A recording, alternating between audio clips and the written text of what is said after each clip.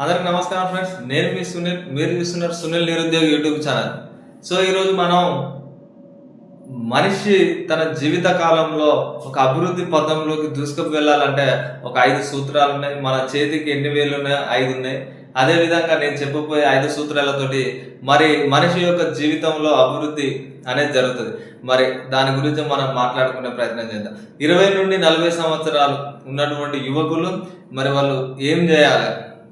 నేను చెప్పే 5 సూత్రాలు వినండి, జాగ్రత్తగా వినండి. ఎవరైతే 20 నుండి 40 సంవత్సరాలు ఎవరైతే ఉంటారో వారు జాగ్రత్తగా వినండి ఫ్రెండ్స్. ఫస్ట్ ఒకటి వచ్చేసి డబ్బు, సెకండ్ ఆరోగ్యం, 3 మందుకు బానిస అవ్వడం, తర్వాత 4 జూదం ఆడడం.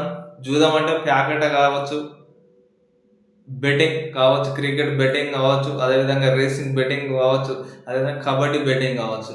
సో జూదం ఆడటం. 5వది వచ్చేసి వ్యభిచారానికి అలవాటు పడడం. సో ఈ 5 మీలో లేకపోతే, ఎవరైతే ఈ యొక్క 5 సూత్రాలు మీలో లేకపోతే వాళ్ళ జీవితంలో మంచి ఉన్నత స్థాయిలో ఉంటారు. సో ఫస్ట్ ఆఫ్ ఆల్ మనం డబ్బు గురించి మాట్లాడుకుందాం. డబ్బు గురించి నేను ఒకటి మీతో చెప్పదలుచుగా ఉన్నా. డబ్బు నీ దగ్గర ఉంటే డబ్బుతోటి నువ్వు ఆడుకుంటావు. ఒకవేళ డబ్బు నీ దగ్గర లేకపోతే డబ్బే నిన్ను ఆడుకుంటుంది. ఈ యొక్క సూత్రం నీకు ఖచ్చితంగా పనిచేస్తుంది ప్రతి ఒక్కరికి. సో దయచేసి డబ్బు నీ దగ్గర ఉంటే ఆ డబ్బును ఏ విధంగా, ఎక్కడ, ఏం అవసరానికి ఏ విధంగా మేనేజ్మెంట్ చేసుకోవాలో ఆ విధంగా ఆచి తూచి నువ్వు డబ్బుతోటి జాగ్రత్తగా ఉండాలని నేను విజ్ఞప్తి చేస్తా ఉన్నా. అదేవిధంగా కొంతమంది దగ్గర డబ్బు ఉండగానే మైండ్ మెచ్యూరిటీ లెవెల్స్ అనేటివి తగ్గిపోతూ ఉంటాయి. సో డబ్బు ఉంటే ఒక విధంగా ఉంటారు, డబ్బు లేకపోతే ఒక విధంగా ఉంటారు. నేను ఒకటి మీరు చెప్తా ఉన్నా. డబ్బు ఉన్నా ఒకే విధంగా ఉండాలి, డబ్బు లేకున్నా ఒకే విధంగా ఉండాలి. నీ యొక్క జీవన శైలి మారాలంటే ఖచ్చితంగా నీలో డబ్బు అనేది నీ యొక్క జీవితాన్ని హతాకుతం చేస్తుంది. కాబట్టి దయచేసి డబ్బును ఏ విధంగా వాడుకోవాలో ఆ విధంగానే వాడుకోండి. సో ఆ విధంగా ఉన్నవాళ్ళు, డబ్బు గురించి తెలిసిన వాళ్ళు వాళ్ళ యొక్క జీవన శైలిలో మార్పులు చెందుతాయని నేను డబ్బు గురించి చెప్పదలుచుగా ఉన్నా.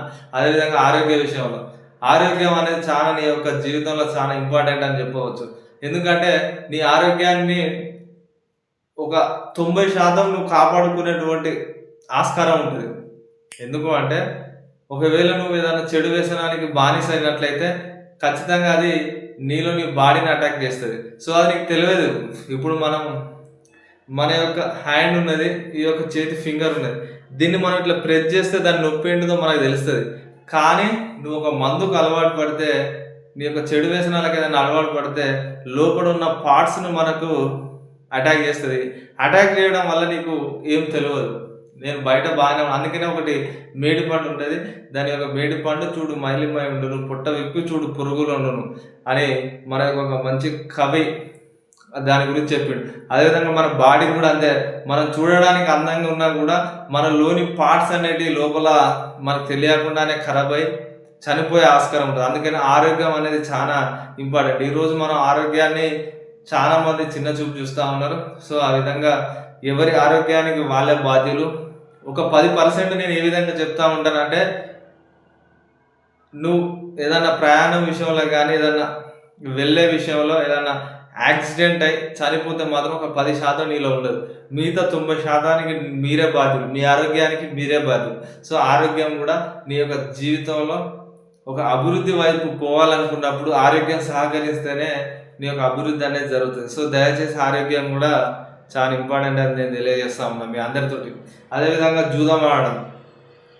ఈరోజు మనం చూస్తూ ఉన్నాం, యువకులు 20 నుండి 40 సంవత్సరాలు ఉన్న ప్రతి ఒక్కరు క్రికెట్, ఇంటర్నేషనల్ క్రికెట్ కానీ, అదేవిధంగా IPL ఆడడం కానీ, ఏదన్నా వచ్చి వాళ్ళు క్రికెట్స్ ఆడుతూ ఉంటే మన తెలుగు రాష్ట్రాల్లో కాదు, యావత్ భారతదేశంలో ఒక రోజుకు కొన్ని లక్షల కోట్ల రూపాయలు ఈరోజు బెట్టింగ్ యాప్లో పెట్టి మోసపోవడం జరుగుతుంది.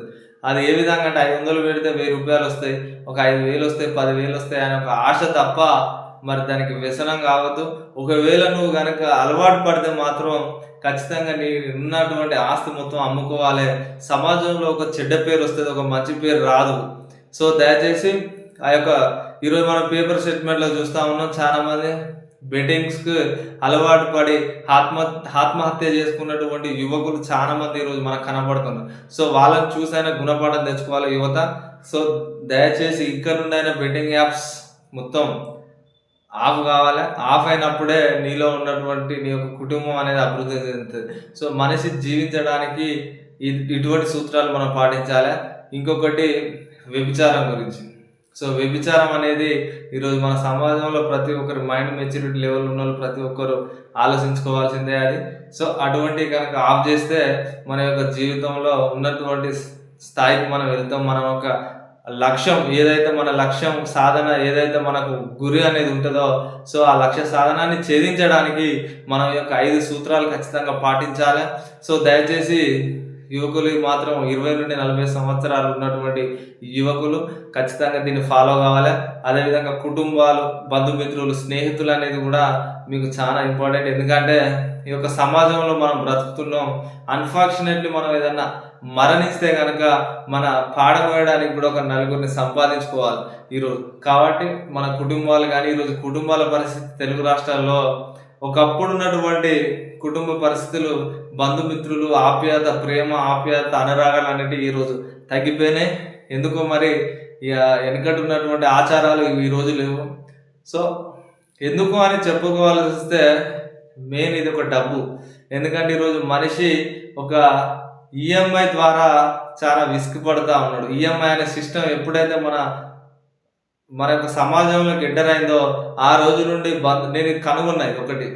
ఎందుకంటే ఈఎంఐ అనే ఒక ఆప్షన్ మనకు సమాజంలో ఎప్పుడైతే వచ్చిందో అప్పటి నుండి మన యొక్క మనుషుల మంద, బంధుమిత్రుల ఒక ప్రేమ, అనురాగాలు అనేవి తగ్గిపోయింది. ఎందుకంటే ఒక మనిషి ఏదైనా ఒక 50,000 టీవీ కానీ, ఒక బైక్ కానీ, ఒక కార్ కానీ, ఇంట్లో ఏదో ఒక వస్తువు కొనాలనుకుంటే మన దగ్గర డబ్బు లేకపోవడం, ఆ డబ్బు లేకపోవడం ద్వారా మనం ఈఎంఐ అనేది ఒక ఆప్షన్ ఎంచుకొని మరి ఫస్ట్ తీసుకోవడం జరుగుతుంది. ఆ యొక్క ఈఎంఐ కట్టలేకపోతే మన యొక్క సివిల్ స్కోర్ అనేది పడిపోవడం జరుగుతుంది. సో దానికోసం అన్న మన జీవితంలో పరుగులు పరుగులు పరుగులు పరుగులు పరుగులు ఇటు బంధువులు లేరు, స్నేహితులు లేరు, రక్త బంధువులు లేరు, ఎవరు లేరు. సో ఈ విధంగా మన యొక్క సమాజంలో ఇప్పుడు ఉన్నటువంటి పరిస్థితుల్లో మనం బ్రతుకుతున్నాం. అదొక ఈఎంఐ సిస్టమ్ వల్ల కూడా నేను ప్రతి ఒక్కరికి విజ్ఞప్తి చేస్తాను. సో దయచేసి ఈ వీడియో చూస్తున్న ప్రతి ఒక్కరికి 20 నుండి 40 సంవత్సరాల్లో ఉన్నటువంటి యువకులకు నేను చెప్తా ఉన్నా.